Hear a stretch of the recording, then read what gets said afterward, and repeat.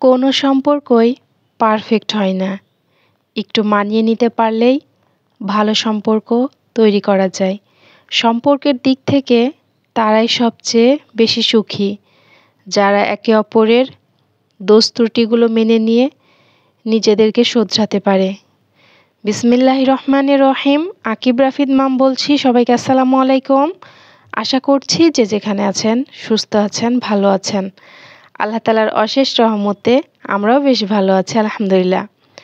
আকিবের আব্বু কয়েকদিন আগে 4টা নারকেল নিয়ে এসেছিল।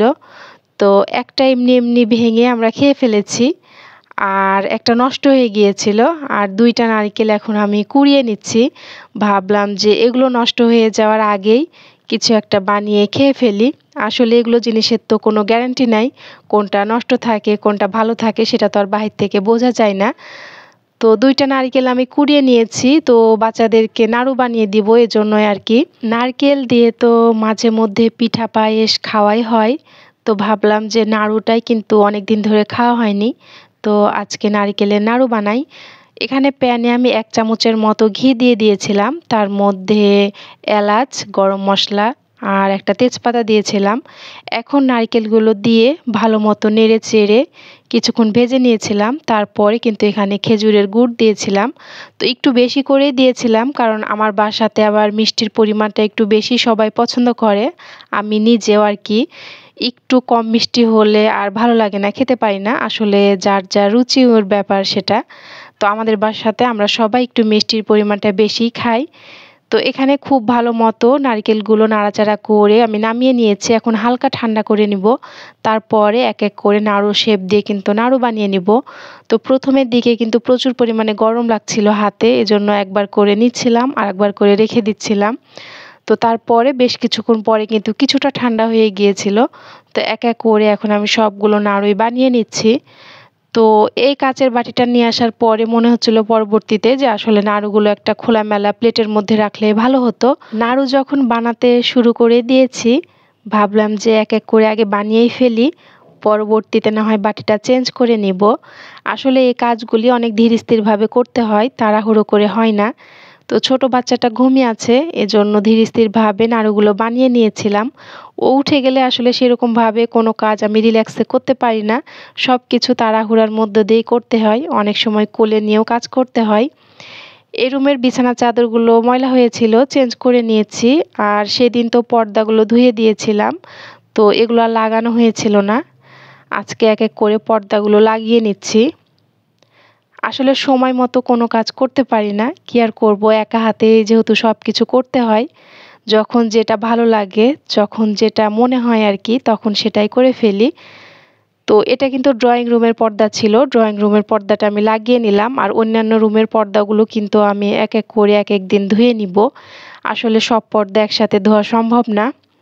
তো এই যে পর্দাগুলো কিন্তু খুব ভালো মতো লাগিয়ে নিয়েছিলাম। আর এখন সোফার ফোমের যে কাভারগুলো ধুয়েছিলাম, সেই কাভারগুলিও লাগিয়ে নিব ফোমের মধ্যে।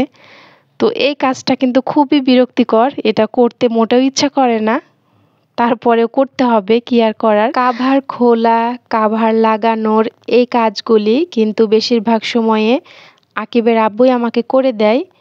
তো ওকেও দেখলাম যে ও কিন্তু ওর কাজ নিয়ে অনেকটাই ব্যস্ত আছে, এজন্য আর কিছু বলিনি। আমি আমার কাজগুলো একা একাই করে নিচ্ছি। তো ফোমটা একটু বাঁকা করলেই কিন্তু সহজে কাভারের মধ্যে চলে যায়, আর নিচের দিক থেকে যদি একটু চাপ দেওয়া যায় আর কি। এই জিনিসটা কিন্তু আমি আকিবের আব্বুর কাছেই দেখেছিলাম। ও কিন্তু খুব অল্প সময়ের মধ্যে প্রত্যেকটা ফোমেই কাভারগুলো লাগিয়ে নিতে পারে। আর আমিও কিন্তু ওর মতো করে চেষ্টা করছি, আর সহজেই কিন্তু হয়ে যাচ্ছে। আসলে ফোমগুলো একটু মাঝখান দিয়ে 2 ভাঁজ করার মতো করে দিলেই কিন্তু সহজেই ভেতরের দিকে চলে যাচ্ছে। তো এই যে এক এক করে কিন্তু সবগুলো কাভারে লাগিয়ে নিচ্ছি। এই কাভারগুলি কিন্তু বেশ পুরনো, এদের বয়স অনেক বছরই হয়ে গিয়েছে। চেঞ্জ করব বলে বলে আর করা হয়নি। আর এখন তো আমার বাচ্চারা, মানে ছোট ছেলেটা বিশেষ করে, দেখি যে বেশ কিছু কাভারের চেন টেনে টেনে ছিঁড়ে ফেলেছে। তো এখন মনে হচ্ছে যে আর চেঞ্জ করব না, কারণ এটার উপর দিয়ে যাক, ওরা একেবারে বড় হয়ে যাক, তারপরে চেঞ্জ করব। কারণ এখন নতুন কাভার নিয়ে আসলে দেখা যাবে আবারও নষ্ট হয়ে যাবে। এজন্য আর চেঞ্জ করার চিন্তা ভাবনা করছি না, যা আছে সেটাই থাকুক, আর এভাবেই বাচ্চারা বড় হয়ে যাক সেই আশাতে আছি। তো এই যে কাভারগুলি কিন্তু লাগিয়ে নেওয়ার পরে এখন সব কিছু আমি এক এক করে গোছগাছ করে নিচ্ছি। আর যদিও এখন আমি গোছাচ্ছি, তারপরে কিছুক্ষণ পরে দেখবো যে আবারও নষ্ট হয়ে যাবে, মানে ওরা সব কিছু এলোমেলো করে ফেলবে। তো যাই হোক, ওরা করতেই থাকুক আর আমি গোছাতেই থাকি। তো গুছিয়ে নিচ্ছি, একটু দেখতে ভালো লাগবে এজন্যই আর কি। আর এই যে সোফার এই সাইড টেবিলটা একটু মুছে নিচ্ছি। দেখা যায় যে অনেক সময় ধুলো বালি পড়ে কিন্তু জমা হয়ে থাকে, চোখে পড়লো এজন্য সাথে সাথে মুছে নিলাম। আসলে অনেক সময় ভুলে যাই, মনে থাকে না। আর ওই পাশ দিয়ে কিন্তু আমি ডাইনিং টেবিলটাও খুব ভালো মতো পরিষ্কার করে নিয়েছিলাম। আসলে ড্রয়িং রুমটা সারাদিনে কিন্তু বেশ কিছুবার গোছানো হয়। তো ওদিককার কাজকর্ম শেষ করে এখন আমি রান্নাঘরে চলে এসেছি। আর এখানে ছোট মাছ, এটাকে মনে হয় গুড়া মাছ বলে, ভালো মতো ধুয়ে নিয়েছি। এক এক করে সব রকমের মশলা দিয়ে নিচ্ছি, গুঁড়া মশলাগুলো। হলুদের গুঁড়া, মরিচের গুঁড়া, কিছুটা ধনিয়া জিরার গুঁড়া, তারপরে অল্প অল্প করে দিয়েছিলাম আদা রসুন বাটা। আর এখন পেঁয়াজ আর কাঁচামরিচ দিয়ে নিয়েছি, তারপরে কিছুটা সরিষার তেল দিয়ে দিলাম। আর এখন আমি ফ্রিজে টমেটো রেখেছিলাম, সেখান থেকেই কয়েক পিস বের করে নিয়ে এসেছি, তারপরে দিয়ে ভালো মতো হাত দিয়ে মাখিয়ে নিচ্ছি। আর এই ছোট মাছ কিন্তু আকিবের আব্বুর ভীষণ পছন্দের। আমি আবার মাছ রান্না করি, মাছ খাই, কিন্তু খুব একটা বেশি মাছের নাম জানি না। তো এদিক দিয়ে কিন্তু ইলেকট্রিক চুলাতে আমি পুঁই শাক আর মসুরের ডাল সিদ্ধ বসিয়েছিলাম, আর গ্যাসের চুলাতে মাছটা বসিয়ে দিলাম। আর রাইস কুকারে তো ভাত বসিয়ে দিয়েছি। ছোট মাছ রান্না করতে খুব একটা বেশি সময় লাগে না, পানিটা শুকিয়ে গেলেই হয়ে যায় রান্নাটা। মাছটা নামিয়ে নিয়েছি, আর এর মধ্যে কিন্তু আমার পুঁই শাকও সিদ্ধ হয়ে গিয়েছে। তো এটাকে আমি এখন তেলে দিয়ে নিচ্ছি। শুকনা মরিচ, কিছুটা পেঁয়াজ আর কয়েকটা রসুনের কোয়া থেতো করে দিয়েছিলাম, আর দিয়েছিলাম সরিষার তেল। এগুলো দিয়েই পুঁই শাকটা তেলে দিয়ে নিয়েছি, আর এখন বাটিতে উঠিয়ে নিচ্ছি, হয়ে গিয়েছে। আজকে দুপুরের জন্য শুধু এই দুইটা আইটেমই রান্না করেছিলাম, মানে ছোট মাছ হাতে মাখিয়ে আর পুঁই শাক মসুরের ডাল দিয়ে। আর কালকের বেশ কিছু তরকারি ফ্রিজে আছে, এগুলো দিয়ে আমাদের হয়ে যাবে, এজন্য আর কিছু রান্না করিনি। খাবারগুলি টেবিলে দিয়ে এখন ঢেকে রেখে দিব, যে যার মতো করে উঠিয়ে খেয়ে নিবে আর কি। আর আমার রান্নাঘরে যে কাজগুলি আছে এখন আমি এক এক করে সেগুলোই সেরে নিব। নারকেলের নাড়ুগুলো আমি প্লেটে উঠিয়ে নিয়েছিলাম, আর এখন ঠান্ডাও হয়ে গিয়েছে। সবগুলো নাড়ু এই বক্সটার মধ্যেই রেখে দিচ্ছি। আর নাড়ুগুলো খেতে কিন্তু অনেকটাই মজা হয়েছিল।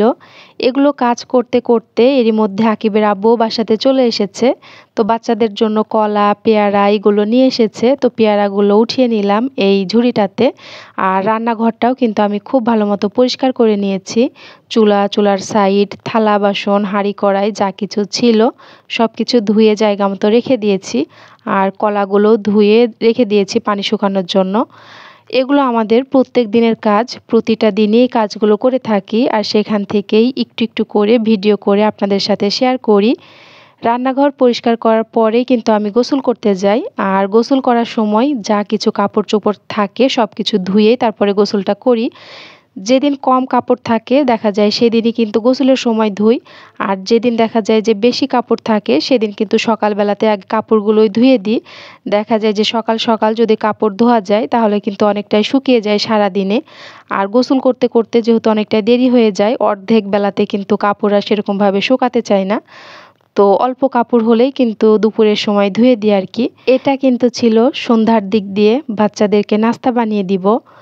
তো আমাদের প্রত্যেকটা মায়েরই কিন্তু টেনশন থাকে সব সময়, যে সন্ধ্যাবেলায় বাচ্চাদেরকে কি নাস্তা বানিয়ে দিব, কালকে টিফিনে কি দিব, কালকে রান্না বান্না কি করব, এগুলো সব সময় মাথাতে একটা টেনশন কাজ করে। আকিবের আব্বু কিন্তু মাঝে মাঝে আমাকে বলে যে চিন্তা করতে করতে এই অল্প বয়সে বুড়ি হয়ে যাবে। তো আমি তো বলি যে আমি এত চিন্তা করতে চাই না, কিন্তু চিন্তা যদি মাথায় চলে আসে তো আমি কি করব। যাই হোক, এখানে পাস্তা বের করে নিয়েছি রান্না করার জন্য, আর এক্সট্রা টুকু এই জারগুলোতে উঠিয়ে রেখে দিলাম।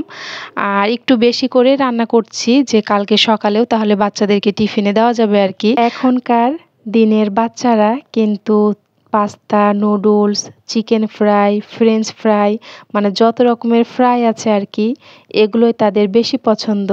সারাদিন এগুলোর আবদার পূরণ করতে করতে আমাদের মায়েদের দিন চলে যায়। আজকে এটা রান্না করে দাও, তো কালকে সেটা রান্না করে দাও, মানে একটার পরে একটা আবদার তাদের থাকেই, সেরকমভাবে কিন্তু ফলমূল খেতেই চায় না। যদিও ফলমূল দেই, ফলমূলের প্লেটটা দেখা যায় যে থেকেই যায়, আর ওই খাবারগুলি কিন্তু শেষ হয়ে যায়। তো এখানে একটা পেয়ারা কেটে নিয়েছি, আর পাস্তা যেটা রান্না করলাম সেটাও নিয়ে চলে এসেছি টেবিলে। আর সকালে যে নাড়ু বানিয়েছিলাম সেখান থেকে কয়েকটা নাড়ু নিয়ে এসেছি নারকেলের। তো এগুলা দিয়ে আজকে সন্ধ্যার নাস্তাটা করে নিব। আর আকিবের আব্বু কিন্তু সন্ধ্যাবেলায় বাসাতে থাকে না, যেই জন্য আমরা মা ছেলেরা মিলে সন্ধ্যার নাস্তাটা করে থাকি। তো আজকের মতো এখানেই বিদায় নিচ্ছি। সবাই সুস্থ থাকার, ভালো থাকার চেষ্টা করবেন, আর আমাদের জন্য দোয়া করবেন। দেখা হয়ে যাবে পরবর্তী কোনো ভিডিওতে। আজকে এ পর্যন্তই। আল্লাহ হাফেজ। আসসালামু আলাইকুম।